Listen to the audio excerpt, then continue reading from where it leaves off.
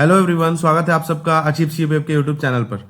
तो आज हम फिर से आपके सामने आ चुके हैं विजन आईएएस के मंथली मैगजीन के अगस्त मंथ के डिटेल डिस्कशन के ऊपर, जो कि हमने डिसाइड किया था कि इसको पार्ट वाइज में करेंगे। तो सबसे पहला पार्ट हमने अपलोड कर दिया था, जहाँ पर हमने polity, governance and international relations को डिस्कस किया था। तो इस आने वाले पार्ट में, इस वाले पार्ट में हम बाकी के कुछ टॉपिक्स को डिस्कस करेंगे। फिर एक और पार्ट जो होगा, वहाँ पे हम बाकी के जो रिमेनिंग जो भी पार्ट्स बचे रहेंगे, जो भी टॉपिक्स हमारे इंपॉर्टेंट बचे रहेंगे, इसको 3 पार्ट्स में हम टोटल अगस्त मंथ को कंक्लूड कर देंगे। ठीक है, तो ये हमारा सेकेंड पार्ट है, जहाँ पे हम मेनली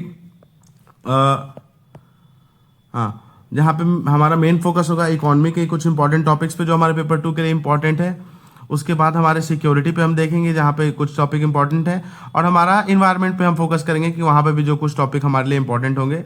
ये 3 थीम्स पे हमारा डिस्कशन करेंगे और इनके इंपॉर्टेंट टॉपिक्स को देखेंगे, जो भी अगस्त मंथ के इंपॉर्टेंट करंट अफेयर्स की मैगजीन में आए थे।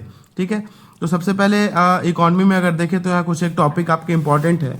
यहाँ पे कुछ एक जैसे डिजिटल एग्रीकल्चर मिशन, हमें पता है कि अभी डिजिटलाइजेशन कितने जोरों शोरों पर है हमारे कंट्री में।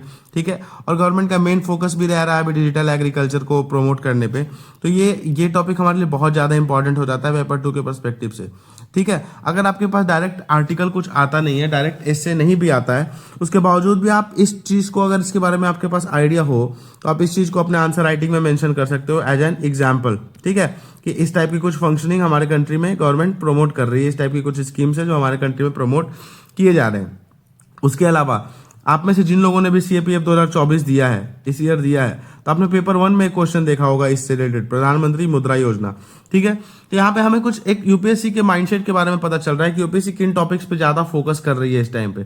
ठीक है, तो यूपीएससी का focus mainly startup based ecosystem पे बहुत ज्यादा रह रहा है। ठीक है, जो अभी हमारी गवर्नमेंट की मेन फोकस गवर्नमेंट का है, उस पर यूपीएससी का फोकस रहेगा। तो ये प्रधानमंत्री मुद्रा योजना जो है, ये इसके बारे में हम देखेंगे कि आखिरकार ये है क्या चीज। ठीक है, यहाँ पे क्या लोन प्रोवाइड किया जाता है, कैसे स्टार्टअप इकोसिस्टम प्रमोट किया जा रहा है।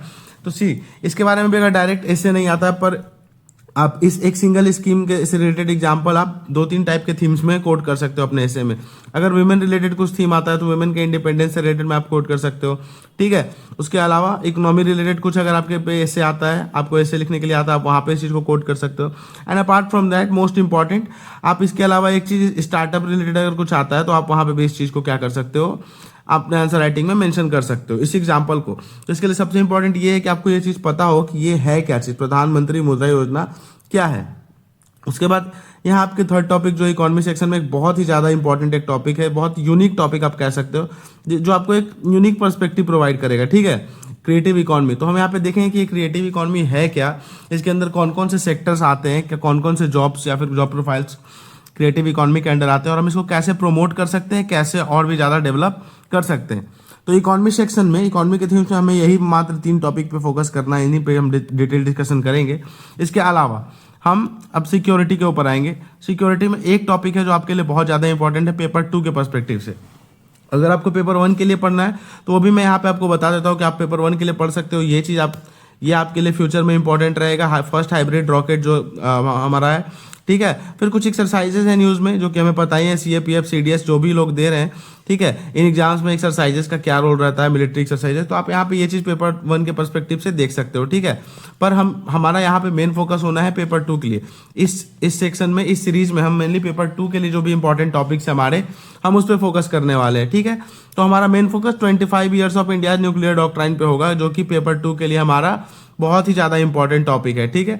सिक्योरिटी पर्सपेक्टिव से इंटरनल सिक्योरिटी हमारे कंट्री के लिए बहुत ज़्यादा इंपॉर्टेंट है, और सीएपीएफ के पेपर 2 में भी जो हमारी यूपीएससी है वो बहुत ज़्यादा फोकस करती है सिक्योरिटी, इंटरनल सिक्योरिटी वाले सेक्शंस पे, ठीक है, और इंटरनेशनल रिलेशंस। तो यहाँ पे हमने ये चीज़ डील कर लिया। अब हमें यहाँ सिक्योरिटी वाले सेक्शन पे देखना, तो हम देखें कि इंडिया का न्यूक्लियर डॉक्ट्राइन क्या रहा है, क्योंकि इसके 25 ईयर्स हो गए हैं। तो एक इंपॉर्टेंट टॉपिक हो जाता है इस ईयर में, ठीक है, क्योंकि इसने अपने सिल्वर जुबली कंप्लीट कर लिया, तो हम ये भी देखेंगे।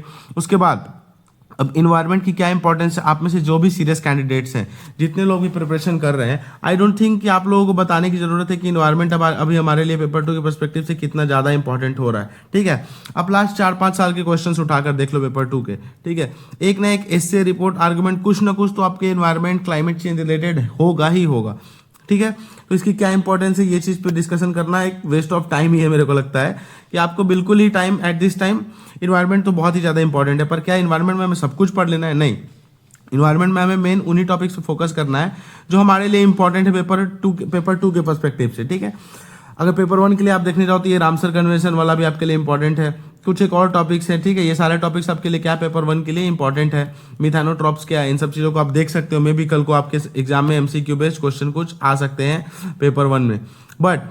बट आपके लिए पेपर 2 के पर्सपेक्टिव से यहाँ कुछ एक 3 से 4 टॉपिक्स है जो इंपॉर्टेंट है, जिसमें सबसे पहला है रिन्यूएबल एनर्जी इन इंडिया। हमें पता है रिन्यूएबल एनर्जी पे गवर्नमेंट कितना फोकस कर रही है, ईवी हो गया, सोलर हो गया हमारे कंट्री में, ठीक है। इन सभी चीज़ों पे गवर्नमेंट का फोकस बहुत ज़्यादा है, ठीक है। जो भी रिन्यू कर सकते हैं हम, रिन्यूएबल एनर्जी पे गवर्नमेंट बहुत ज़्यादा ही फोकस अपना इम्फेसिस दे रही है, ठीक है। उसके अलावा सी लेवल राइज, हमें पता है क्लाइमेट चेंज की वजह से सी लेवल का क्या इशू चल रहा है, किस तरीके से सी लेवल राइज कर रहे हैं, हमारे ग्लेशियर्स पिघल रहे हैं, इसके ऊपर हम एक अपना आर्टिकल देखेंगे। और उसके बाद हमारा रिवर लिंकिंग प्रोजेक्ट है, ये बहुत ज़्यादा इंपॉर्टेंट है। कैसे जो हमारे कंट्री में अनइवन डिस्ट्रीब्यूशन ऑफ वाटर है, इस चीज़ को कैसे हम यूनिफॉर्मली क्या कर सकते हैं, डिस्ट्रीब्यूट कर सकते हैं, ठीक है। अनइवन को कैसे इवनली हम डिस्ट्रीब्यूट करें ताकि इक्वली सभी रीजन्स में वाटर सर्कुलेट हो सके। तो अगर ऐसा रिलेटेड कुछ ऐसे भी अगर आता है तो आप ये बहुत अच्छे तरीके से मेंशन कर सकते हैं कि रिवर लिंकिंग प्रोजेक्ट के थ्रू हम वाटर स्कार्स एरिया में क्या कर सकते हैं, वाटर का ट्रांसफर कर सकते हैं फ्रॉम वाटर सरप्लस रीजन, ठीक है। सरप्लस एरिया से हम क्या कर सकते हैं, वाटर का, सॉरी ये पेन प्रॉपर काम नहीं कर रहा आई थिंक, तो सरप्लस रीजन से हम क्या कर सकते हैं, स्कार्स रीजन में इसको प्रमोट कर सकते हैं।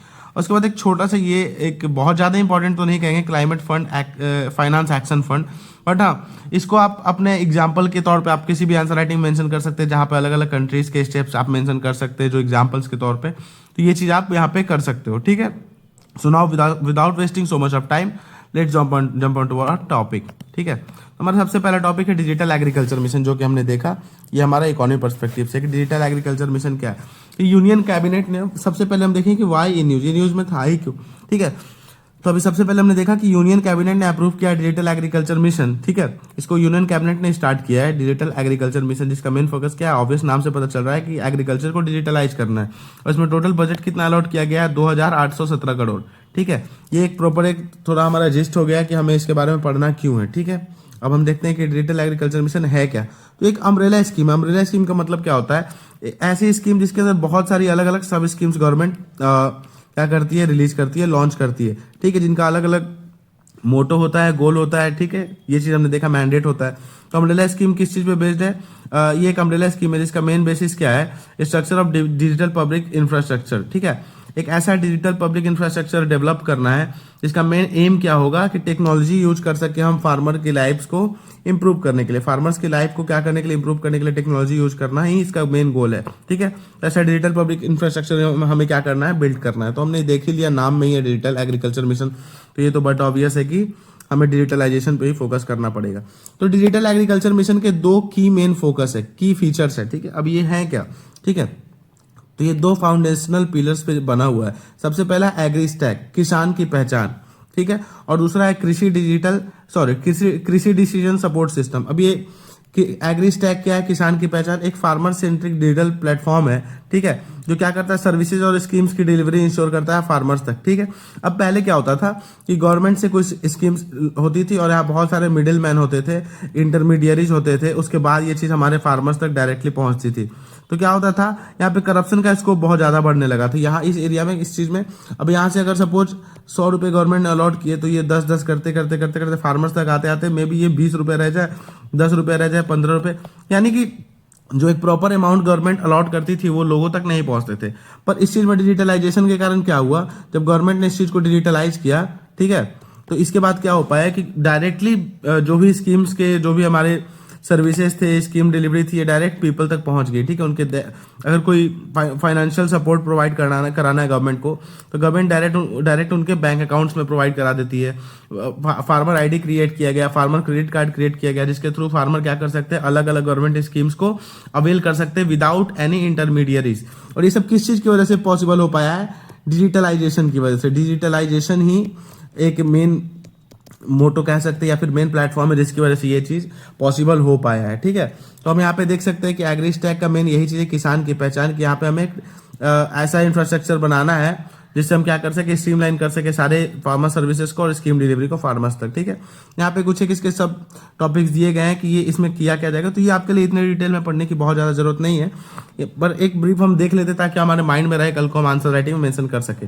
ठीक है, तो यहाँ पे एक मेन गोल है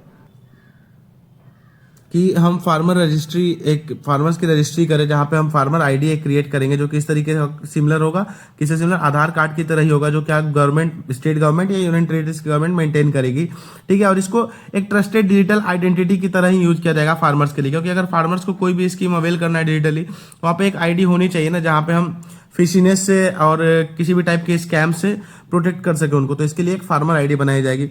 उसके बाद जियो रेफरेंस्ड विलेज मैप्स, एक ऐसे मैप क्रिएट करना जहाँ पे सभी फार्मर आईडीज को हम क्या करेंगे, लिंक करेंगे, फार्मर रिलेटेड डेटा क्रिएट करेंगे जहाँ पे हमारा लैंड रिकॉर्ड होगा, डेमोग्राफिक होगा और फैमिली डिटेल्स वहाँ पे होगा। इससे हमें एक प्रॉपर फार्मर की डिटेल्स को यूज करना ज़्यादा इजी हो जाएगा गवर्नमेंट के लिए, ताकि उनके farmer centric schemes and support system government क्या कर सके, फॉर्मुलेट कर सके।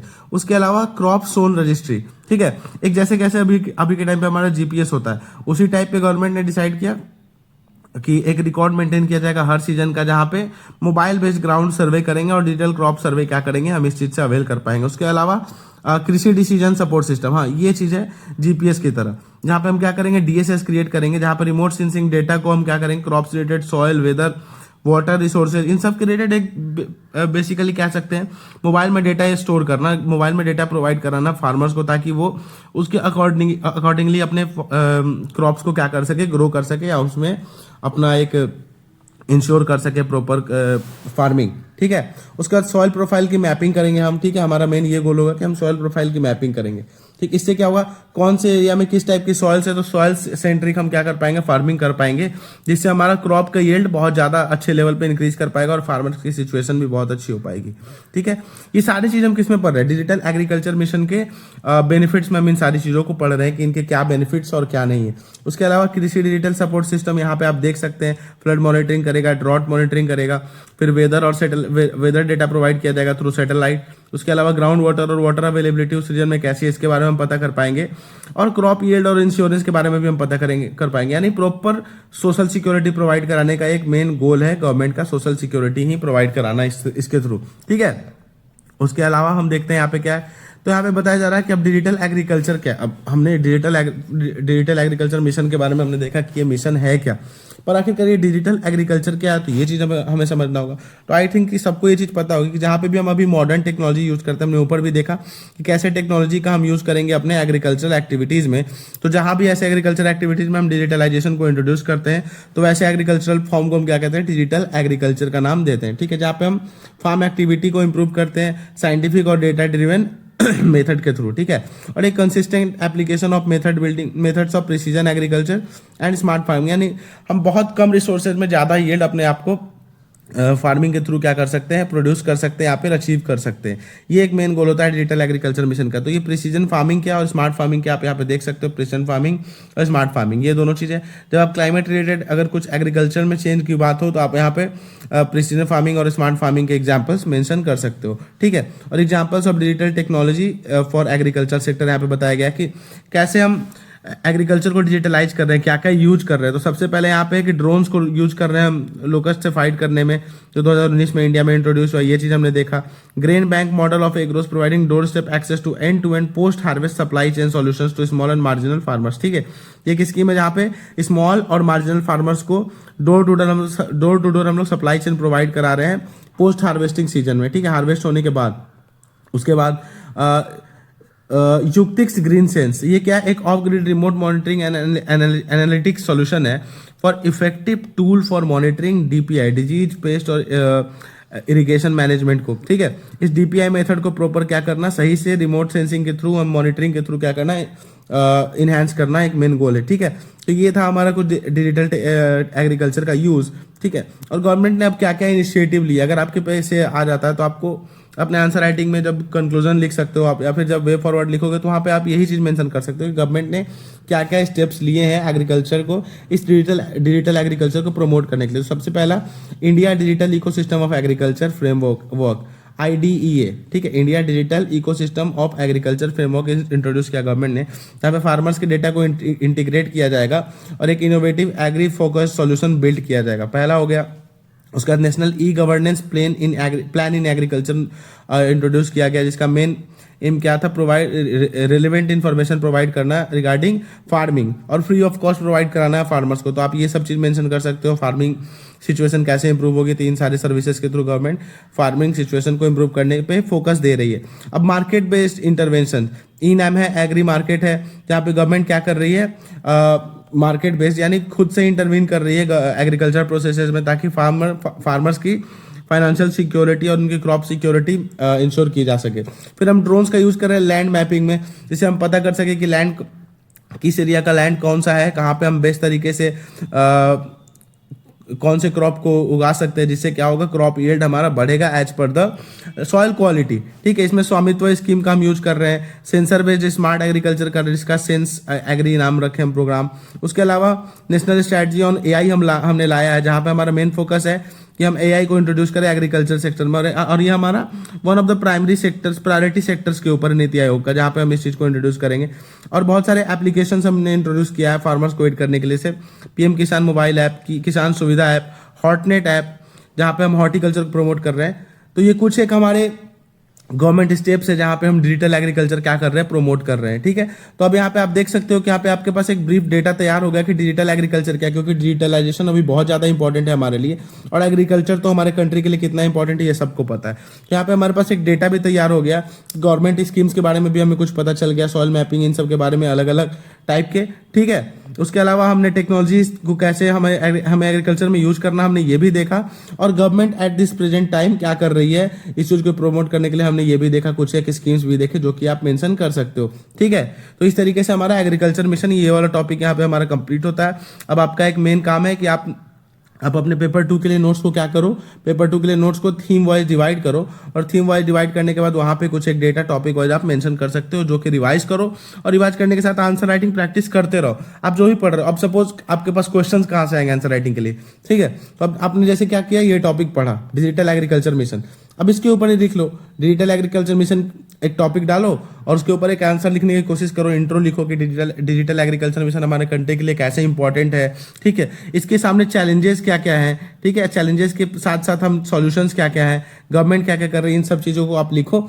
इससे क्या होगा कि जो टॉपिक आप यहाँ पे पढ़ रहे हो या डेटा पढ़ रहे हो, लिखने की वजह से ये चीज़ आपको याद भी रहेगी, रिविजन भी होगा आपका, और इससे क्या होगा, प्रैक्टिस भी होगा। तो आपका एक आंसर राइटिंग के लिए माइंड और हैंड का कोऑर्डिनेशन भी बनता जाएगा, इससे आपके माइंड में जो चल रहा है वो चीज़ आप लिख पाओगे।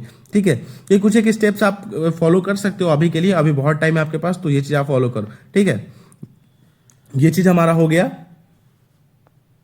तो हमारा नेक्स्ट टॉपिक जो है वो है प्रधानमंत्री मुद्रा योजना। ठीक है, ये मेनली एक स्टार्टअप रिलेटेड स्कीम है गवर्नमेंट का। ठीक है, इसके बारे में देखते हैं इसमें किस चीज़ पे फोकस किया गया है, क्या है ये स्कीम, इसके बारे में डिटेल में जानते हैं। ठीक है, तो सबसे पहले ये क्या है, इसके बारे में जानते हैं कि प्रधानमंत्री मुद्रा योजना क्या है। तो ये एक फ्लैगशिप स्कीम है गवर्नमेंट ऑफ इंडिया का, जो कब अनाउंस हुआ था 2015 में। ठीक है, ये बजट, ये तो आपके लिए इतना इंपॉर्टेंट नहीं है कौन से बजट में हुआ था, ये नहीं पूछेगा। जहाँ पे मेन फोकस क्या था गवर्नमेंट का, एक्सटेंड करना affordable credit to micro and small enterprises. जो MSME हमारे होते हैं, micro small and medium enterprises, उसमें क्या करना, तो माइक्रो और स्मॉल, मीडियम के लिए नहीं था, ये चीज़ आपको ध्यान रखना है। माइक्रो एंड स्मॉल के लिए था, MSME के लिए मेनली क्या करना, क्रेडिट एक्सटेंड करना, यानी लोन प्रोवाइड कराना। ठीक है, और इसका ऑब्जेक्टिव क्या था, to fund the unfunded by bringing MSMEs to the formal financial system and extending affordable credit to them. ठीक है, उनको फॉर्मल, जो भी MSMEs हैं हमारे, उनको फॉर्मल फाइनेंशियल सिस्टम के अंडर लाना इसका गोल था इस स्कीम का, और एक्सटेंड करना अफोर्डेबल क्रेडिट टू देम, उनको एक लोन प्रोवाइड करना है। ठीक है, ये चीज़ आपको ध्यान रखना है कि एक सेंट्रल सेक्टर स्कीम था। अब सेंट्रल सेक्टर और सेंटर स्पॉन्सर्ड क्या होता है, तो सेंट्रल सेक्टर स्कीम ये वो होता है जिसमें टोटल फंड क्या करता है, सेंटर खुद से ही प्रोवाइड कराता है, और सेंट्रली स्पॉन्सर्ड स्कीम्स वो होते हैं जहाँ पे सेंटर और स्टेट के पार्टनरशिप के साथ वो स्कीम में फाइनेंस फंड प्रोवाइड किया जाता है। ठीक है, तो ये मेनली हमारा स्कीम्स था। मुद्रा का फुल फॉर्म आप देख सकते हो यहाँ पे, micro unit development and refinance agency limited. ठीक है, यही मुद्रा हमारा, इसलिए इसका नाम मुद्रा स्कीम पड़ा था। ठीक है, अब इसमें मेन डिटेल आपको क्या देखना है कि इसमें 3 टाइप के लोन्स प्रोवाइड किए जाते हैं। टाइप्स ऑफ लोन्स क्या है, कि इसमें शिशु जहाँ पे हम 50,000 के तक का लोन प्रोवाइड कराएंगे, उसके बाद किशोर जहाँ पे हम 50,000 से लेकर 5 लाख तक का लोन प्रोवाइड कराने वाले हैं, और इसके बाद जो हमारा तरुण यहाँ पे क्या करेंगे 5 लाख से लेके 20 लाख तक सॉरी। तो ये तीन कैटेगरीज थे इस मुद्रा योजना का। और कुछ अचीवमेंट्स पे हम देखते हैं कि इसके क्या अचीवमेंट्स थे जहाँ पे हाईलाइट किया गया है। तो क्रेडिट सपोर्ट टू एमएसएमईज को हमने क्रेडिट सपोर्ट प्रोवाइड कराया, जहाँ पे आप एक डेटा लिख सकते हैं कि स्कीम से 35 करोड़ एमएसएमईज को क्या किया, लोन प्रोवाइड कराया। 35 का small entrepreneur accounts and provided credit support amounting to 18.39 lakh crore. ठीक है, 35 crore micro and small enterprises को लोन प्रोवाइड कराया गया, और टोटल इतने अमाउंट का लोन उनको प्रोवाइड किया गया। इससे सबसे बड़ा एक अचीवमेंट क्या हुआ कि इससे फाइनेंशियल इंक्लूजन हम इंश्योर कर पाए, यानी जो लोग थे वहाँ पे, जो विलेज एरिया में हमारे लोग होते हैं, उनको फाइनेंशियली हम क्या कर पाए, एम्पावर कर पाए हैं। सबसे मेन फोकस का क्या था, वुमेन एंटरप्रेन्योर्स को प्रमोट करना।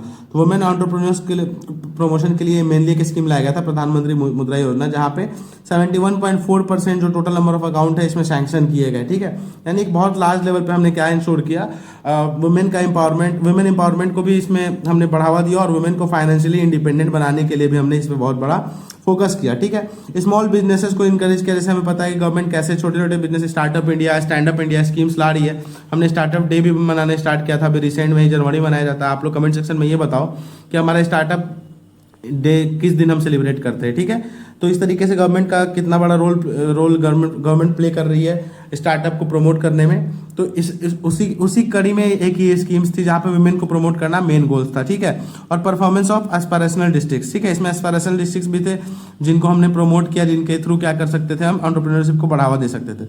अब यही चीज़ हमें बस इस वाले टॉपिक में बस इतना ही जानना हमारे लिए इंपॉर्टेंट था कि प्रधानमंत्री मुद्रा योजना क्या है, और ठीक है इसके कुछ अचीवमेंट्स, ताकि आप याद कर सको, इस चीज़ को रिवाइज करके अपने आंसर राइटिंग में मेंशन कर सको।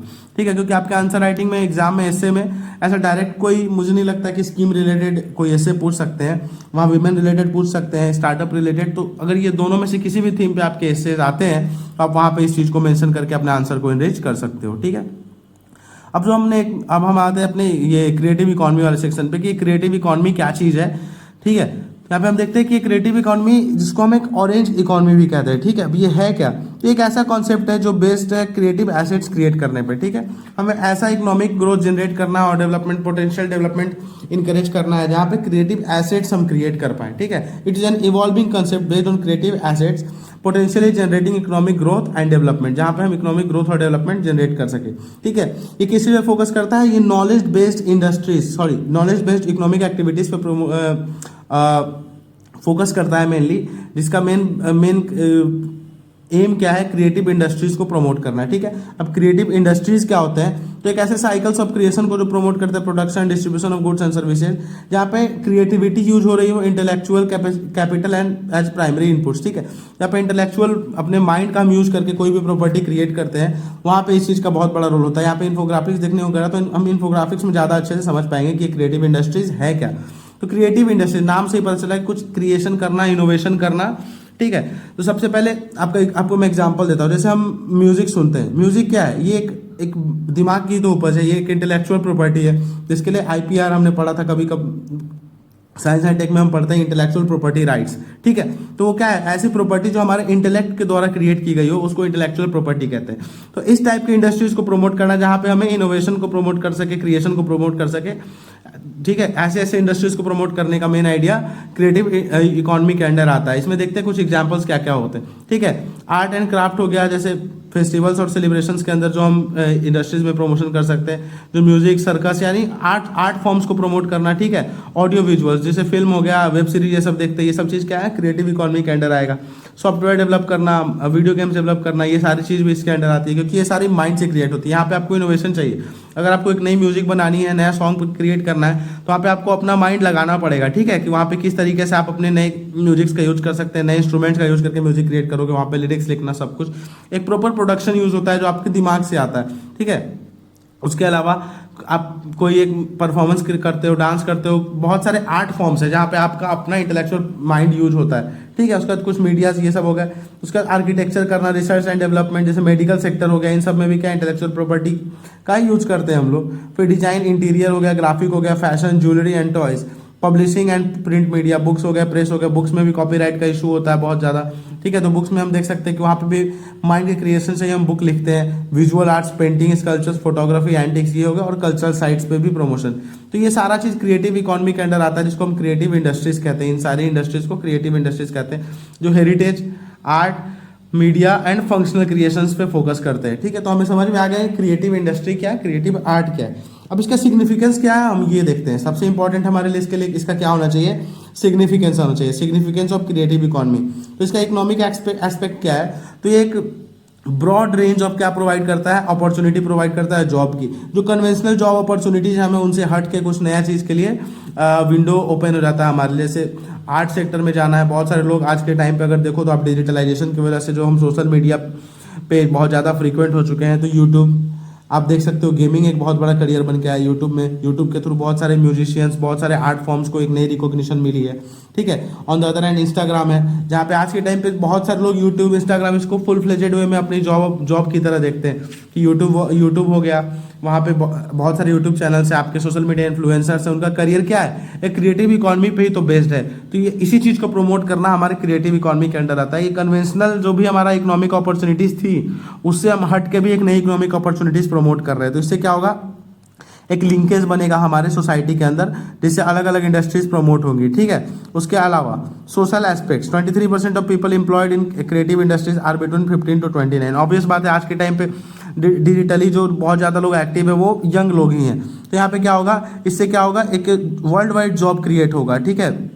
उसके अलावा विच women while women hold 45% of the creative economy opportunity. यहाँ पे कह रहा है कि 23% लोग जो है एम्प्लॉयड है क्रिएटिव इंडस्ट्रीज में, ठीक है, जिसमें से 45% उसका वुमेन है। तो इससे क्या हुआ, वुमेन एम्पावरमेंट हुआ। बहुत सारे वुमेन को एक अपॉर्चुनिटी मिला कि जिनके पास अपॉर्चुनिटी ये नहीं थी कि वो कहीं घर से दूर जाकर अपनी जॉब अपॉर्चुनिटी फाइंड आउट कर पाए, उन्हें ये अपॉर्चुनिटी प्रोवाइड हो पाई कि अपने घर से ही बहुत सारी चीज़ें परफॉर्म कर सकती थी, अपने आर्ट रिलेटेड, अपने क्रिएटिव माइंड से रिलेटेड बहुत सारे पेंटिंग्स, यूट्यूब के थ्रू, इन सब के थ्रू उन्होंने अपने शोकेस किया टैलेंट को, और वो एक जॉब अपॉर्चुनिटी की तरह उभर कर आया आगे। फिर skill development and education sector में भी हमने बहुत ज़्यादा इनोवेशन किया डिजिटल प्लेटफॉर्म्स के थ्रू। कोविड के बाद तो और भी ज़्यादा ये चीज़ प्रोमिनेंट हो गई। तो इस चीज़ में भी स्किल डेवलपमेंट और एजुकेशन, बहुत सारे ऐप्स हैं, बहुत सारे कोर्सेज हैं, जिसके थ्रू ऑनलाइन हम घर बैठे क्या कर सकते हैं, अपने आप को स्किल से भर सकते हैं, नई स्किल्स सीख सकते हैं। और डिप्लोमेसी एंड सॉफ्ट पावर, ठीक है। Cultural exchange promotes mutual understanding and opens up avenues for this diplomatic engagement, ठीक है। अब इससे क्या हुआ, ड्यू टू क्रिएटिव इकोनॉमी बहुत सारे लोग एक दूसरे से कनेक्टेड हो पाए, ठीक है। तो इन सब का एक क्या कह सकते हैं कि एक पॉजिटिव एस्पेक्ट यहाँ बताया जा रहा है कि इसके क्या क्या सिग्निफिकेंस। तो आपको यहाँ पे भी सिग्निफिकेंस जानना ही बहुत ज़्यादा जरूरी था। बस बाकी इश्यूज, चैलेंजेस तो बहुत ज़्यादा इंपॉर्टेंट इस सेक्शन में नहीं है। तो क्रिएटिव इकोनॉमी का आपको ये चीज़ समझ में आया कि क्या चीज़ है, क्रिएटिव इंडस्ट्रीज क्या है और इसके सिग्निफिकेंस क्या है। यहाँ पे आपके लिए कुछ डेटा है, कुछ जिसको आप लिख सकते हैं, ये status of creative economy in India में क्या स्टेटस है। तो $30 बिलियन की इंडस्ट्री है ये, जहाँ पे नियरली 8% ऑफ इंडिया का वर्किंग पॉपुलेशन एम्प्लॉयड है। तो इतना बड़ा इंडस्ट्री बहुत ज़्यादा एक बड़ा रोल प्ले करता है। 8% जो टोटल इंडिया का पॉपुलेशन है, 1.5 टाइम्स इंक्रीज हुआ 2010 से 2019 में, और 20% कंट्रीब्यूशन इसका क्या है, हमारे ग्रॉस वैल्यू एडेड में है। तो एक बहुत बड़ी इंडस्ट्री है, ये डेटा आप यूज कर सकते हैं अपने आंसर राइटिंग में। तो यहाँ से आपका ये इकोनॉमी थीम खत्म होता है। अब हम जंप करेंगे किस पे, सिक्योरिटी वाले थीम पे, कि सिक्योरिटी में आपके लिए क्या इंपॉर्टेंट था।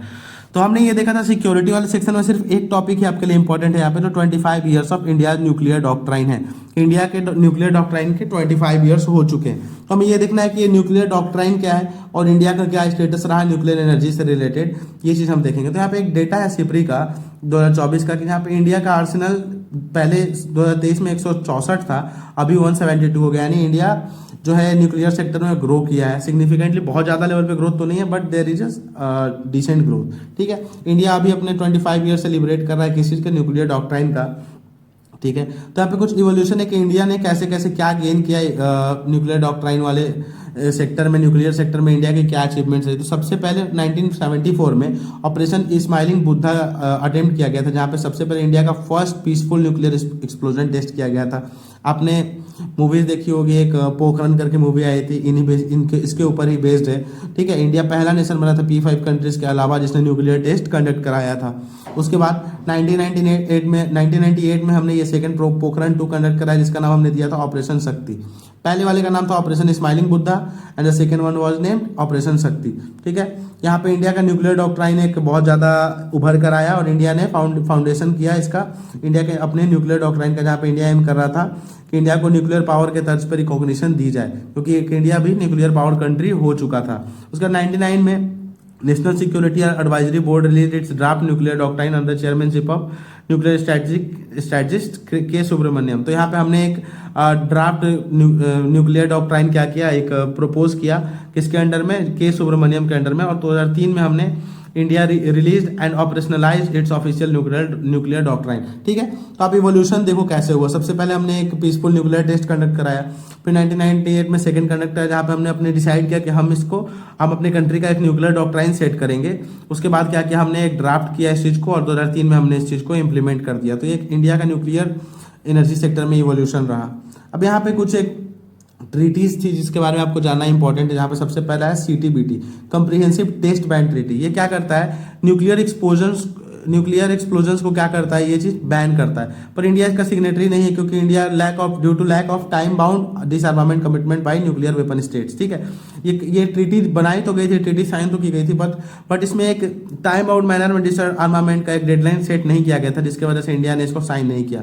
उसका 1968 में हमने यहाँ पे वर्ल्ड में देखी नॉन प्रोलिफरेशन ट्रीटी, जिसका इसको भी इंडिया ने साइन नहीं किया, क्योंकि वर्ल्ड को दो भाग में डिवाइड करा था, न्यूक्लियर हैव्स और न्यूक्लियर हैव नॉट्स। यानी ऐसी दो कंट्रीज वर्ल्ड को 2 पार्ट्स में डिवाइड करना, जहाँ पे कुछ कंट्री न्यूक्लियर पावर्ड थी और कुछ कंट्री न्यूक्लियर पावर्ड नहीं थी। तो इससे क्या हो रहा था, वर्ल्ड को दो भागों में डिवाइड कर दिया रहा था और ये बहुत ज़्यादा डिस्पैरिटी हो जाती डेवलप्ड और लेस डेवलप्ड कंट्री में। इसलिए इंडिया ने इस चीज़ को भी साइन नहीं किया, नॉन प्रोलिफरेशन ट्रीटी को भी। अब यहाँ पे इंडिया किस चीज़ का पार्ट है, ऐसे कौन से ग्लोबल मल्टीलैटरल एक्सपोर्ट रिजीम्स है जिसका इंडिया पार्ट है, हमें उसको देखना है। तो इंडिया सबसे पहला मिसाइल टेक्नोलॉजी कंट्रोल रिजीम और MTCR, जिसको इंडिया ने 2016 में ज्वाइन किया था। वासेनार अरेंजमेंट है, 2017 में इंडिया ज्वाइन किया था। और ऑस्ट्रेलिया ग्रुप को इंडिया ने ज्वाइन किया था 2018 में। और इंडिया न्यूक्लियर सप्लायर ग्रुप का पार्ट नहीं है। ठीक है, ये चीज़ भी आपको ध्यान रखना। अब इसके बारे में हम जानते हैं कि न्यूक्लियर सप्लायर ग्रुप है क्या। तो ये ऐसे ग्रुप ऑफ कंट्रीज है जो एक साथ काम करते हैं न्यूक्लियर वेपन्स के स्प्रेड को रोकने के लिए। ठीक है, इसको कब स्टैब्लिश किया गया था, 1974 में, जो हमने देखा यहाँ पे, एक मिनट, जो आप देख रहे हो 1974 में P5 कंट्रीज के अलावा इंडिया पहली कंट्री बनी थी जो क्या किया, जिसने न्यूक्लियर टेस्ट परफॉर्म किया। तो इसके बाद इन कंट्रीज को एक इनसिक्योरिटी हो गई। इसके बाद क्या किया गया, NSG बनाया गया, national supplier group, nuclear supplier group, sorry, किसके अगेंस्ट में, इंडिया के न्यूक्लियर टेस्ट के रिटेलिएशन में इसको बनाया गया। ठीक है, 1974 में, कि हम प्रिवेंट करेंगे किसको, न्यूक्लियर वेपन्स के स्प्रेड को, ताकि इंडिया ने कर लिया, चलो ठीक है, आने वाली वर्ल्ड में दूसरी कंट्रीज ना कर पाए। ठीक है, इसका मेन गोल ये था। अब वासेनार अरेंजमेंट हमने ऊपर देखा, वासेनार अरेंजमेंट और मिसाइल टेक्नोलॉजी कंट्रोल रिजिम, ये क्या, हम इसके बारे में भी एक ब्रीफ आइडिया देख लेते हैं। तो वासेनार अरेंजमेंट एक ऐसा इस्टेब्लिशमेंट है जिसको इस्टेब्लिश किया गया था किस चीज़ के लिए, तो Wassenaar arrangement has been established in order to contribute to regional and international security and stability by promoting transparency and greater responsibility in transfer of conventional arms and dual use of goods and technology, thus preventing destabilizing accumulations. ठीक है, ये एक ऐसा arrangement है जहाँ पे ऐसा treaty sign किया गया, जहां पे हम क्या कर सकते हैं, रीजनल लेवल पे और इंटरनेशनल लेवल पे हम स्टेबिलिटी प्रमोट करेंगे। किस चीज़ से, ट्रांसपेरेंसी प्रमोट करेंगे और एक रिस्पॉन्सिबिलिटी प्रमोट करेंगे। किस चीज़ के लिए, तो जो भी कन्वेंशनल आर्म्स डीलिंग होती है, गुड्स का यूज करते हैं, टेक्नोलॉजी का यूज करते हैं हम सिक्योरिटी सेक्टर में, डिफेंस सेक्टर में, इन सब के एक नॉलेज शेयरिंग के ऊपर, जिससे सब कंट्रीज को एक ब्रीफ आइडिया रहे इस चीज़ के बारे में और हम क्या कर सके, जो हमारे जो भी इक्विपमेंट्स है उसका एक इलीगल एक्यूमुलेशन ना कर पाए। तो मेन आइडिया ये वासेनार एग्रीमेंट का ये था, अरेंजमेंट का, आई एम सॉरी। और मिसाइल टेक्नोलॉजी कंट्रोल रिजिम क्या है, तो the missile technology control regime MTCR is a multilateral export control regime whose members have an informal political understanding to limit the proliferation of missiles and missile technology. ठीक है, तो MTCR ये है कि एक मल्टीलैटरल एक्सपोर्ट कंट्रोल रिजीम है, जहाँ पे इसके मेंबर्स के अंडर एक इनफॉर्मल, ये फॉर्मल नहीं है, आपको ये याद रखना है कि उनके अंदर पॉलिटिकल अंडरस्टैंडिंग है, जिससे वो लिमिट करेंगे किस चीज़ का, मिसाइल और मिसाइल टेक्नोलॉजी का प्रोलिफरेशन का। और इंडिया इसका मेंबर कब बना था, 2016 में। तो ये कुछ एक टर्म्स थे जो आपको याद रखने हैं, nuclear supplier group, Wassenaar arrangement और MTCR। इसलिए मैंने इस टॉपिक को, इस आर्टिकल को यहाँ पे डाला था, जिससे मैं आपको इसके बारे में कुछ बता सकूँ, जो कि आपके पेपर 1 के लिए तो इंपॉर्टेंट है ही, और ये चीज़ आपको फ्यूचर पेपर 2 में भी बहुत ज़्यादा हेल्प करेगी, looking at the diverse role of paper 2। ठीक है, हमने ये चीज़ देख लिया। उसके अलावा अब देखते हैं हम रिन्यूएबल एनर्जी इन इंडिया। हमें पता है कि इस टाइम पे लाइक इन्वायरमेंट, आप कहीं भी जाओ, कुछ भी करो, इन्वायरमेंट एक बहुत बड़ा रोल प्ले कर रहा है at this time due to climate change. Climate change एक बहुत बड़ा इशू बना हुआ है हमारे कंट्री में, जिसका मेन गोल क्या है हमारे कंट्री में आई am sorry climate change through out the world एक बहुत बड़ा इशू बना हुआ है, जिसका मेन गोल क्या है, हमें क्लाइमेट चेंज को कर्टेल करना है। इसके लिए सारी countries through out the world क्या कर रही है, शिफ्ट कर रही हैं towards renewable energy. Fossil fuels पे डिपेंडेंस हमें कम करना है और नॉन कन्वेंशनल एनर्जी सोर्सेज पे हमें डिपेंडेंस बढ़ाना है, ठीक है। इसलिए रिन्यूएबल एनर्जी बहुत ज़्यादा इंपॉर्टेंट हो जाता है हमारे लिए। तो यहाँ पे कुछ एक डेटा थे इस आर्टिकल में, इसलिए मैंने इसे इंक्लूड किया कि according to ministry of new and renewable energy, India's renewable energy capacity grew by 165% in 10 years. आप इस चीज़ को मेंशन कर सकते हो अपने आंसर राइटिंग में, अगर क्लाइमेट चेंज रिलेटेड आता है तो इंडिया क्या स्टेप ले रहा है, तो इस चीज़ में आप इस चीज़ को मेंशन कर सकते हो कि एट दिस टाइम जो हमारी गवर्नमेंट है, हमारी इंडिया है, एज पर हमारी जो ministry of new and renewable energy है, इसके अकॉर्डिंग इंडिया जो है 165% ग्रो कर गया है रिन्यूएबल एनर्जी कैपेसिटी इंक्रीज करने में इन 10 ईयर्स। तो आप इस चीज़ को मेंशन कर सकते हो। अब रिन्यूएबल एनर्जी क्या है ये तो सबको पता है, जैसे solar energy, wind energy, geothermal, hydro power, ocean bio energy, ये सारे एग्जाम्पल्स हमारे रिन्यूएबल एनर्जी के। इंडिया जो है ग्लोबली एनर्जी कैपेसिटी में, रिन्यूएबल एनर्जी कैपेसिटी में 4th रैंक पे है। ये भी आपके लिए एक इंपॉर्टेंट फैक्ट है जो आप नोट कर सकते हो। और इंडिया का फ्यूचर में रिन्यूएबल एनर्जी टारगेट क्या, हमें ये देखना है। तो India aims reaching a non fossil fuel energy capacity by 500 gigawatt, ठीक है। 500 गीगावाट हमने टारगेट लिया है कब तक पहुंचने का, कैपेसिटी का अपने 2030 तक हमारा टारगेट है कि हम रिन्यूएबल एनर्जी का 500 गीगावाट टारगेट अचीव कर लेंगे। और फुलफिल इससे क्या होगा, at least half of its energy requirement via renewable energy by 2030। जो भी हमारा एनर्जी रिक्वायरमेंट है अभी के टाइम पे, इसका 50% एनर्जी रिक्वायरमेंट हम 2030 तक किस चीज़ से फुलफिल करेंगे, रिन्यूएबल एनर्जी के थ्रू, जो कि अभी हमारा फॉसिल फ्यूल पे डिपेंडेंस ज़्यादा है। तो इस चीज़ से क्या होगा, हमारा रिन्यूएबल एनर्जी पे डिपेंडेंस बढ़ेगा और हम फॉसिल फ्यूल्स पे अपना डिपेंडेंसी कम करेंगे। इससे क्या होगा, हम क्लाइमेट चेंज की ओर जो हमने अपना टारगेट लिया है 2070 तक अपना कम करने का, नेट जीरो अचीव करने का, इस चीज़ में भी हम वर्क कर पाएंगे। और बहुत सारे सस्टेनेबल डेवलपमेंट गोल्स जो है क्लाइमेट चेंज पे हम वर्क कर पाएंगे ग्लोबली। और जो कि हमने वॉइस ऑफ ग्लोबल साउथ वाले जो आर्टिकल देखा था इससे पहले वाले विजन के लेक्चर में, वहाँ पे हमने देखा था कि जो वॉइस ऑफ ग्लोबल साउथ में इंडिया का एक क्रिटिसिज्म ये रहता है कि इंडिया ओवर डिपेंडेंस है इंडिया का किस चीज़ पे, फॉसिल फ्यूल पे। तो इस तरीके से जब हम अपने एनर्जी कैपेसिटी का 50% रिक्वायरमेंट जब हम रिन्यूएबल एनर्जी से कवर कर पाएंगे 2030 तक, हम अपने क्रिटिसिज्म को भी खत्म कर पाएंगे। और इससे क्या होगा, इंडिया का इमेज बहुत ज़्यादा ही अच्छा हो जाएगा और इंडिया एक पायनियर और एक लीडिंग रोल प्ले कर पाएगा ग्लोबल साउथ में सारी कंट्रीज़ को एक असिस्टेंस प्रोवाइड कराने के लिए। इससे क्या होगा, हमारा डिप्लोमेटिक रिलेशन भी बहुत ज़्यादा इंप्रूव कर जाएगा थ्रू आउट द वर्ल्ड। और हम अभी के टाइम पे जिस तरीके से ग्रो कर रहे हैं इंटरनेशनली मल्टीलैटरल फोरम्स पे, हमारा एक्शन, हमारे जो भी डिसीजन है वो और भी ज़्यादा इफेक्टिव एंड एफिशिएंट हो पाएंगे इन कमिंग फ्यूचर। तो रिन्यूएबल एनर्जी हमारे लिए मल्टीपल एस्पेक्ट से क्या है, इंपॉर्टेंट है। इन्वायरमेंटल एस्पेक्ट से तो है ही, कंट्री के सिक्योरिटी एस्पेक्ट से एंड डिप्लोमेटिक एस्पेक्ट से भी किस तरीके से इंपॉर्टेंट है, हमने ये भी देखा।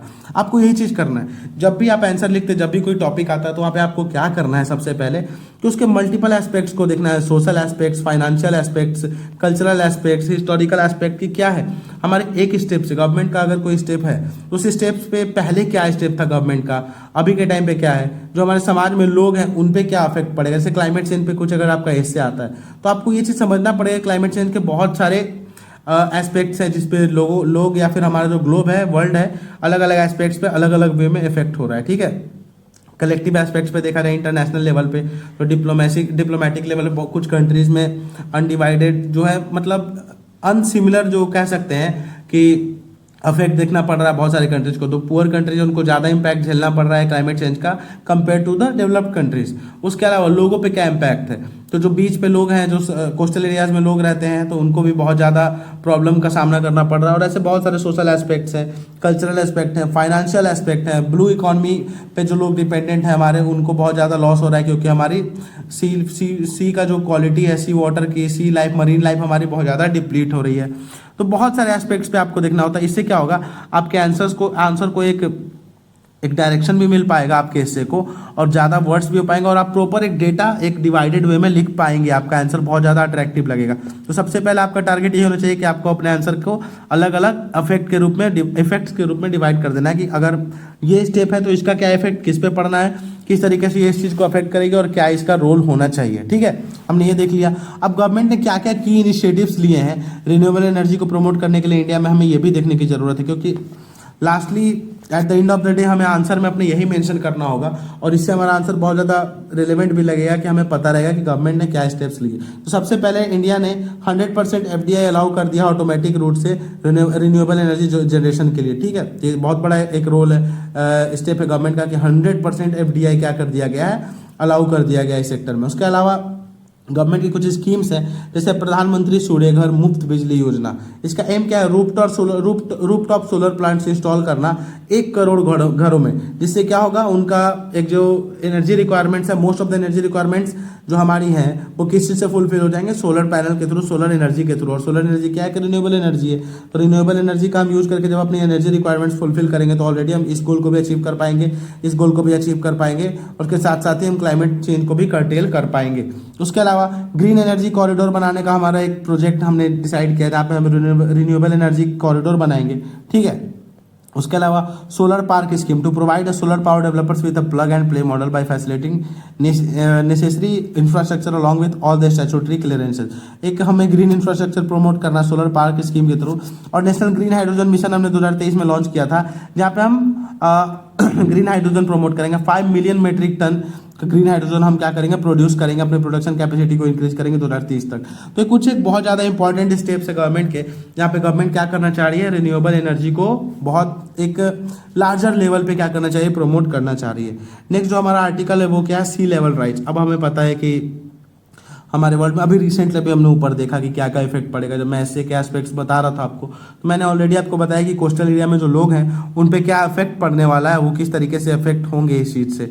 तो सी लेवल राइज में सबसे पहला प्रॉब्लम तो यही होता है कि जो लोग कोस्टल एरिया में रह रहे हैं वो क्या है, उनको डिस्प्लेस होना पड़ेगा। और आप एक चीज़ आपको मैं इंपॉर्टेंट बता देता हूँ, जो कि आप एग्जाम्पल में अपने लिख लेना। पनामा जो एक साउथ अमेरिकन कंट्री है, ठीक है, पनामा कंट्री, वो वर्ल्ड की फर्स्ट कंट्री बन गई है। ठीक है, मैंने किसी पहले लेक्चर में भी इस चीज़ को डिस्कस किया है। वो वर्ल्ड की फर्स्ट कंट्री है जिसे अपने लोगों को क्या करना पड़ा है, डिस्प्लेस करना पड़ा है अपने आइलैंड से due to melting of all the glaciers, और सी लेवल उनका राइज हो रहा है। ठीक है, तो यही एक सबसे बड़ा कंसर्न यहाँ बनकर आता है कि जो सी लेवल राइज हो रहा है इसकी वजह से क्या क्या हमें देखना पड़ेगा, क्या क्या प्रॉब्लम्स फेस करने पड़ेंगे। बस मुझे ये टॉपिक आपको समझाना था यहाँ पे, इसलिए मैंने ये आर्टिकल डाला है। एज सच इस आर्टिकल में यहाँ पे कुछ बहुत ज़्यादा इंपॉर्टेंट इन्फॉर्मेशन नहीं लिखी गई। यहाँ पे कुछ एक गवर्नमेंट स्कीम्स हैं जो चीज़ हम देख लेंगे, और कुछ एक इफेक्ट्स है, इम्पैक्ट क्या सी लेवल राइज का हमें ये देखना, बाकी और कुछ भी इस आर्टिकल में हमें देखने की इंपॉर्टेंस नहीं है। ठीक है, तो हम देखते हैं इस चीज़ को कि इम्पैक्ट क्या होगा सी लेवल राइज का।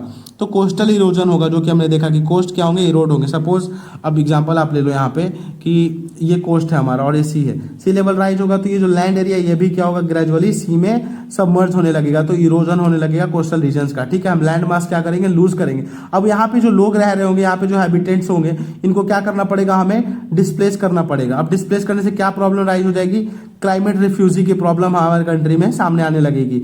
ठीक है, ये बहुत सारे तरीके के रिफ्यूजी होते हैं, क्लाइमेट रिफ्यूजी की कंडीशन बहुत ज़्यादा इंक्रीज हो रही है। अभी रिसेंटली आई एम फॉरगेटिंग कि कौन सी इंस्टीट्यूशन की एक रिपोर्ट थी जहाँ पे मेजॉरिटी ऑफ लोग, जो वर्ल्ड बैंक की एक रिपोर्ट थी, जहाँ तक मैं याद कर पा रहा हूँ, इंस्टीट्यूशन मुझे एग्जैक्ट याद नहीं आ रहा, पर ऐसी एक रिपोर्ट थी जहाँ पे ये कहा गया था कि जो 90% ऑफ द वर्ल्ड के लोग डिस्प्लेस कर रहे हैं, उनका मेन रीजन डिस्प्लेस होने का सबसे बड़ा क्या है, क्लाइमेट चेंज। क्लाइमेट चेंज सबसे बड़ा उनके डिस्प्लेस होने का रीजन है। ठीक है, ये चीज़ हमने देखा। तो अब हम देखते हैं इम्पैक्ट क्या होगा सी लेवल राइज का। तो कोस्टल रीजन, कोस्टल इरोजन होगा, ठीक है, सबसे पहला। उसके बाद फ्लडिंग और इनंडेशन, कोस्टल एरिया में फ्लड्स आएंगे, जो कि हमने देखा ये एग्जांपल में। ठीक है, उसके बाद फ्रेश वाटर सलाइनेशन, जो भी इस एरिया में फ्रेश वाटर, बहुत सारे लेक्स हैं, हम पढ़ते हैं अपनी ज्योग्राफी में, यहाँ पे कितने से चिल्का लेक हो गए, बहुत सारे और भी लेक्स हैं, पुलिकट लेक है, और भी जो फ्रीक्वेंट लेक्स हैं, इन सब में क्या होगा, और जो भी रिवर्स यहाँ से हमारी बहती हैं, इन सब में सी वाटर का इंट्रूजन होगा, और इससे क्या होगा, जो भी सी वाटर है, जो हमारे फ्रेश वाटर है, वो भी सी वाटर के साथ सबमर्ज हो जाएंगे। तो यहाँ पे हमारा वाटर भी डिप्लीट होगा, हमारे वाटर रिसोर्सेज भी डिप्लीट होंगे।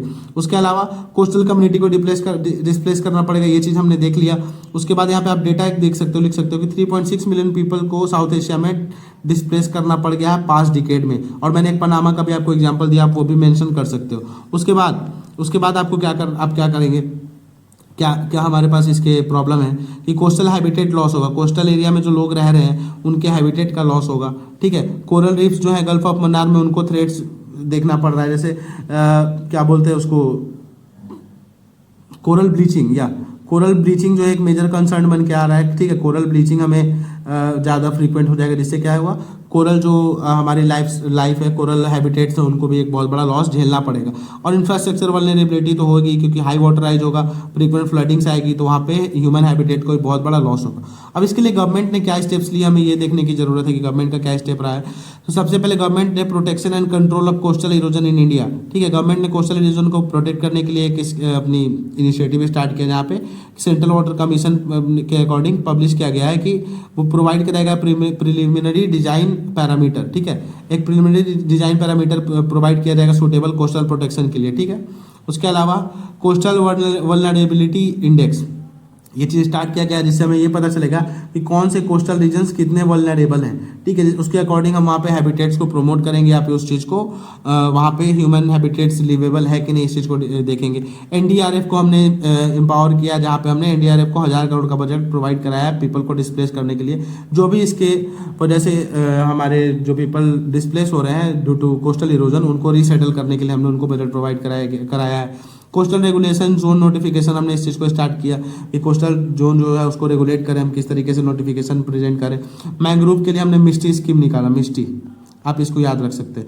मिस्टी स्कीम है गवर्नमेंट का, जहाँ पे मैंग्रोव रीजन्स में जो भी हमारे हैबिटेट्स हैं और जो भी वहाँ पे रिसोर्सेज है उसको क्या करें, हम सिक्योर करें।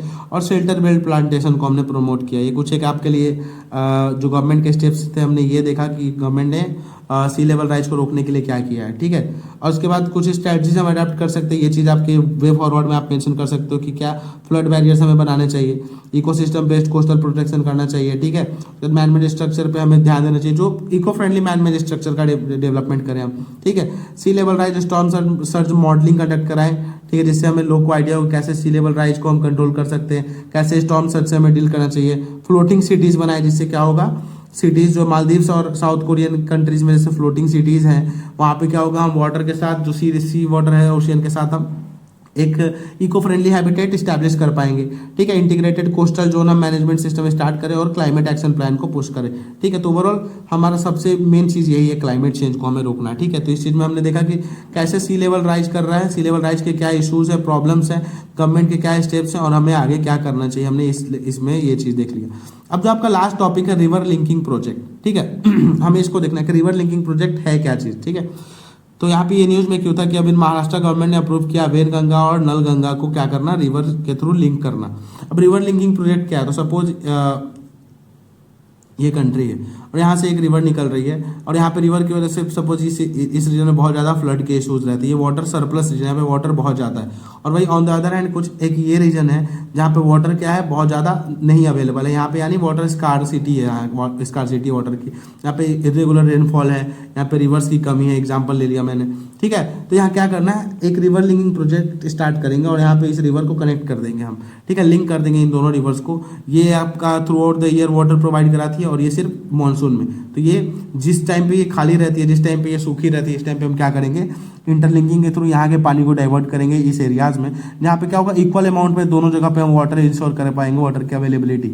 यही हमारा इंटरलिंकिंग ऑफ वाटर का प्रोजेक्ट है, जिसके थ्रू हम रिवर को इंटरलिंक करते हैं और हमारा रिवर क्या होता है, हमारे जो वाटर स्कार्स रीजन है वहाँ पे भी हम क्या कर पाते हैं, प्रॉपर इनफ अमाउंट में वाटर प्रोवाइड करवा पाएंगे, ठीक है। कि हमारा इंटरलिंकिंग प्रोजेक्ट हमने ये देख लिया, ठीक है। इसके बाद अब हमें क्या देखना है, यहाँ पे बस हमें ये जानना था कि इंटरलिंकिंग ऑफ रिवर प्रोजेक्ट क्या है। इसके अलावा बस हमें कुछ एक इम्पॉर्टेंट यहाँ पे ये चीज़ देख लेना है कि आपको कुछ डेटा अगर है तो है कि नहीं, ठीक है। तो बेनिफिट सबसे पहले आपको ये चीज़ देख लेना है कि इसका क्या बेनिफिट है। सबसे पहले इरिगेशन फैसिलिटी हमें इंप्रूव होगी, जो वाटर स्कार्सिटी रीजन है वहाँ पे हम equal amount of water provide करा पाएंगे, जिससे क्या होगा, वाटर हम इक्वल प्रॉपर वे में क्या अवेलेबिलिटी इंश्योर कर पाएंगे। हाइड्रो पावर जनरेशन कर पाएंगे। अभी हमने पीछे देखा कि हमने क्या टारगेट ले रखा है, किस तरीके से हमें रिन्यूएबल एनर्जी पे फोकस करना है, तो हर जगह पे हम इक्वल अमाउंट में हाइड्रो पावर इंश्योर कर पाएंगे और वाटर सिक्योरिटी भी इससे इंश्योर होगी, क्योंकि NITI Aayog composite water management index के according India is undergoing the worst water crisis in its history. Nearly 600 million people are facing high to extreme water stress. अब देखो आपके पास, आप जो अगर जहाँ पे लोग कहते हैं हम डेटा कहाँ से लाएं, यही सारे डेटास तो हैं जहाँ पे आप जिसको आप यूज़ कर पाओगे, जो एक डेटा है आपका, ठीक है। नीति आयोग का एक डेटा जो है, इस चीज़ को आप क्या मेंशन नहीं कर सकते अपने आंसर राइटिंग में, जहाँ पे क्लाइमेट चेंज से अगर कुछ आपका इससे आता है, कुछ भी आता है, ठीक है, तो वहाँ पे आप इस चीज़ को मेंशन कर सकते हो कि हाँ क्या हमारा क्लाइमेट चेंज का एक मेन डेटा है। तो वाटर क्राइसिस पे अगर इससे आ जाए कल को, तो आप इस चीज़ को मेंशन कर दो कि ठीक है, नीति आयोग ये सबसे ज़्यादा ऑथेंटिक आपका ऑर्गेनाइजेशन है, जिसका जो गवर्नमेंट ऑर्गेनाइजेशन, तो उसका एक इंडेक्स भी है, कंपोजिट वाटर मैनेजमेंट इंडेक्स, जिसके अकॉर्डिंग क्या है कहा जा रहा है कि इंडिया जो है वर्स्ट वाटर क्राइसिस से गुजर रहा है, जहाँ पे 600 पीपल जो है high to extreme water stress क्या कर रहे हैं, एक्सपीरियंस कर रहे हैं। ठीक है, तो इस चीज़ को हम इंश्योर कर पाएंगे, वाटर स्कार्स रीजन में हम वाटर प्रोवाइड करा पाएंगे। उसके अलावा इनलैंड वाटरवेज प्रमोट कर पाएंगे, जिससे हम ट्रांसपोर्ट प्रमोट कर पाएंगे।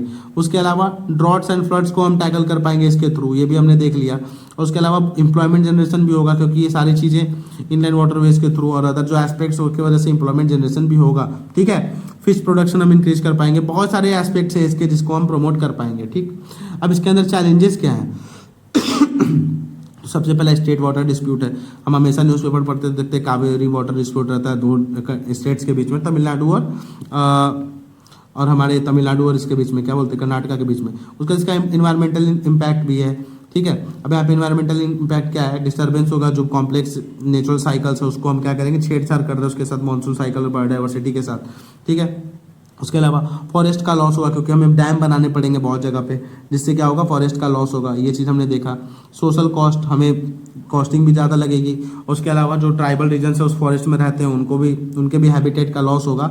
और बायलैटरल चैलेंजेस भी हैं। हिमालयन रिवर जो है गंगा ब्रह्मपुत्रा, वो मतलब इंटरनेशनल बाउंड्रीज से फ्लो करते हैं, तो वहाँ पे भी हमें बहुत सारा बिटवीन टू कंट्रीज हमें एक ट्रीटी स्टैब्लिश करनी होगी। बहुत सारे जो नॉर्दर्न रिवर्स है, हमारे जो पेरिनियल रिवर्स हैं, उनको अगर हमें इंटरलिंक करना है साउदर्न रिवर्स के साथ, वाटर स्कार्स रीजन्स के साथ, तो हमें नेपाल हो गया और चाइना हो गया, हमारा पाकिस्तान हो गया, इन सब कंट्रीज के साथ ट्रीटी इंश्योर करना होगा, तब जाके वहाँ के वाटर को प्रॉपर वे में यूज कर सकते हैं। और इसका इकोनॉमिक कॉस्ट भी है, बहुत ज़्यादा हाई कॉस्ट लगता है। जैसे आप यहाँ पे एग्जाम्पल देख सकते हो, वेनगंगा नालंदा रिवर प्रोजेक्ट के लिए 87,342 करोड़ हमने अलॉट किया है।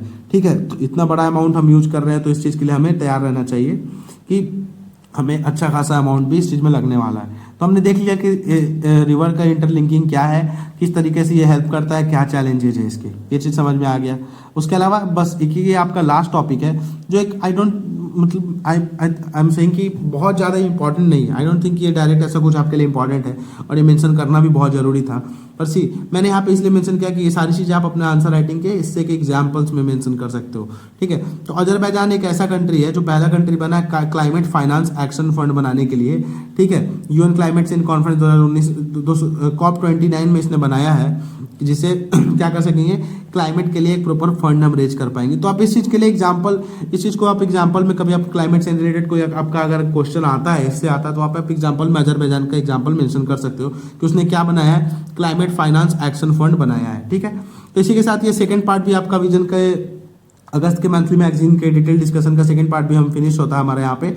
अब क्या आपका एक पार्ट और यहाँ पे रह रहा है अगस्त का, जिसको जल्दी हम उसको भी कवर कर लेंगे। और फिर हम नेक्स्ट जो इस मंथ का, जब ये मंथ कंप्लीट होगा, सितंबर कंप्लीट हो चुका है जो कि अभी, तो अक्टूबर में यहाँ 10 से 15 में जब आपका सितंबर का मंथली मैगजीन आ जाएगा, तो हम उस पर भी लेक्चर स्टार्ट करते रहेंगे। तब तक आपको क्या करना है, आपको अपने आंसर राइटिंग को स्टार्ट करना है, अपने आंसर राइटिंग स्किल्स को इन्हांस करना है, और ग्रेजुअली क्या करना है, इन सारे फैक्ट्स फिगर्स को आप नोट्स बनाओ, रजिस्टर थीम वाइज, और वहाँ पे कुछ जो भी facts, I am not saying कि आपको ये सारे फैक्ट जो मैं बता रहा हूँ सब मेंशन कर रहे हैं। आपको अपने हिसाब से जो लग रहा है कि आप ज़्यादा टाइम तक उस चीज़ को रिटेन कर पाओगे, आप उसको आंसर में लिख पाओगे, वैसी चीज़ों को क्या करो, आप अपने नोट्स में मेंशन करो, और उस चीज़ को आंसर राइटिंग प्रैक्टिस के थ्रू यूज करके क्या कर सकते हो, रिमेंबर कर सकते हो। और ये ग्रेजुअल प्रोसेस के साथ आप इस चीज़ को इन्हांस कर पाओगे, इंप्रूव कर पाओगे। आपका पेपर 2 आप देखोगे बहुत ज़्यादा स्ट्रांग हो जाएगा। ठीक है, तो इसी के साथ all the best for your preparation. Thank you, जय हिंद।